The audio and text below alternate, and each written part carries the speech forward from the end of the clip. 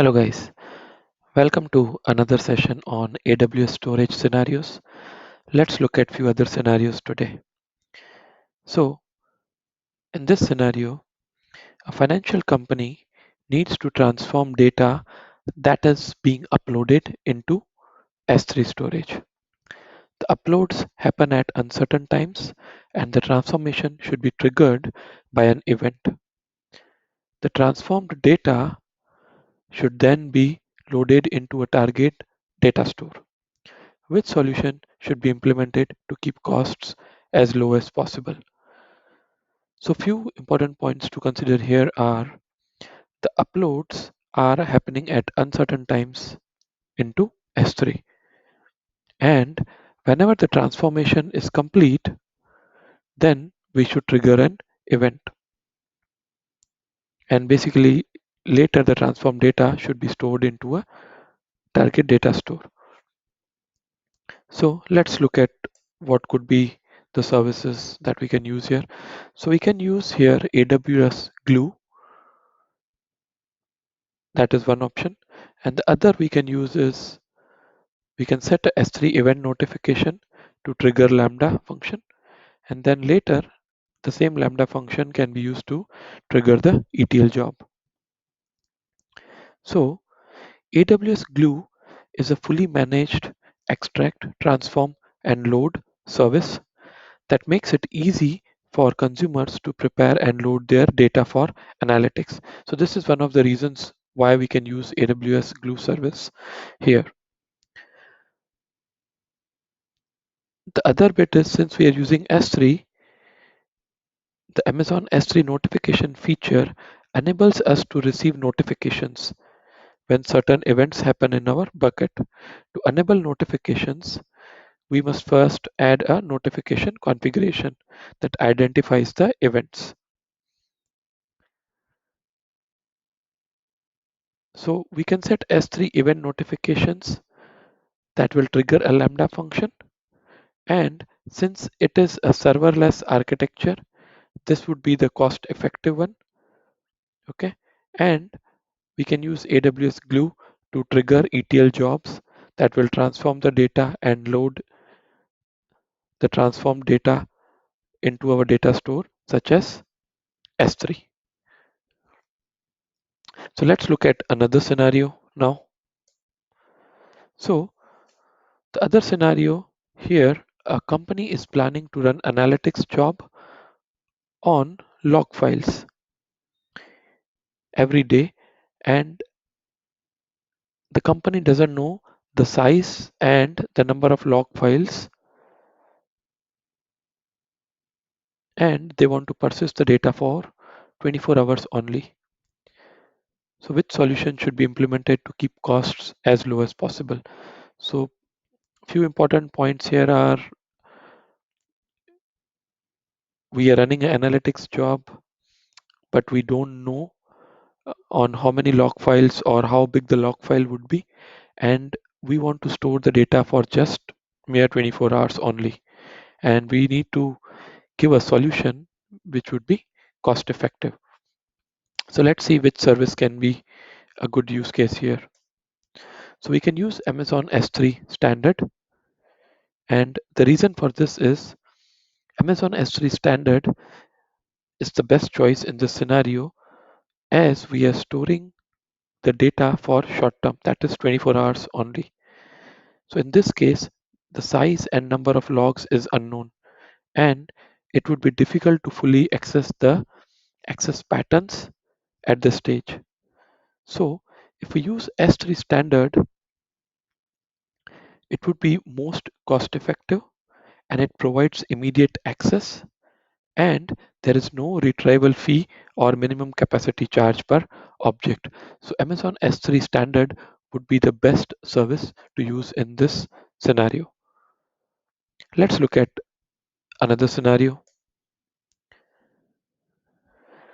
So here, a company is facing storage capacity issues that is running application servers on on-premise infrastructure. The application servers are connected to a combination of block storage and NFS storage solutions. which solution would be a good fit to support local caching without re-architecting its existing application. So here we are running our application servers on-premises at the moment, and the application servers use block storage and NFS storage currently. Now we want the AWS solution which will enable us to have local caching, but we don't want to re-architect the existing application. So in these kind of scenarios, which service would be the best fit? So let's see what would be the correct answer for this kind of scenario. So we can use AWS Storage Gateway. So on on-premise servers, we can mount the existing storage using block protocols and file protocols. Since on our on-premise servers, we are using block protocols and file protocols, and the requirement says we don't want to re-architect the existing applications. So we need to make sure whatever solution we are finalizing for it, that must support these protocols. So the AWS Storage Gateway has volume gateway that can be used to replace the block-based storage system as it is mounted over ISC-SI, okay, and that will support block protocols. And we can use file gateway that would replace the NFS file system, okay. So AWS Storage Gateway would be the best fit here as we are not allowed to re-architect the application.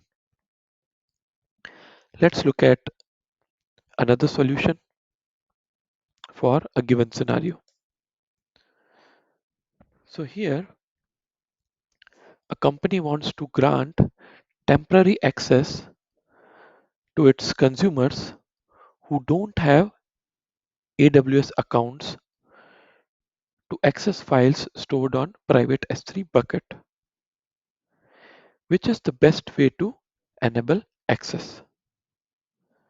So the scenario states here, we want to give access to consumers to access our files that are stored on our private S3 bucket, but these consumers don't have AWS accounts. Okay, so what would be the best way to deal with this scenario? So we can use pre-signed URL. And how this will be helpful? We can share the objects that are stored in our S3 private bucket by creating a pre-signed URL using our own security credentials, and we can grant the access with a limited time so that the consumers who don't have AWS accounts can also download these objects. So these pre-signed URLs will be valid for specified duration only that we assign it to. Then anyone who will receive this pre-signed URL can access the object. So in this scenario, we can use pre-signed URL. Let's look at some another scenario for AWS storage use case. So in this scenario, the solution architect wants to reduce costs by eliminating the use of physical backup tapes on an on-premise infrastructure. It is a requirement that existing backup applications and workflows should continue to function. So important points here we need to look for is whatever solution we are proposing, we need to make sure we are reducing costs, because the current way of backing up the data on tapes on an on-premise infrastructure is proving to be costly, and we are not allowed to re-architect our applications. Basically, this backup application, we want this to work as they are working now. Okay, so let's see what solution could be a best fit here. So we can use AWS Storage Gateway, Tape Gateway. So what this will enable us. So AWS Storage Gateway, Tape Gateway enables us to replace using physical tapes on premises with virtual tapes in AWS. So instead of using the physical tapes, now we can use virtual tapes. Tape Gateway emulates physical tape libraries, removes the costs and complexity of managing physical tape infrastructure, and provides more durability than physical tapes. So this would be the best solution here to use AWS Storage Gateway, Tape Gateway. Thank you.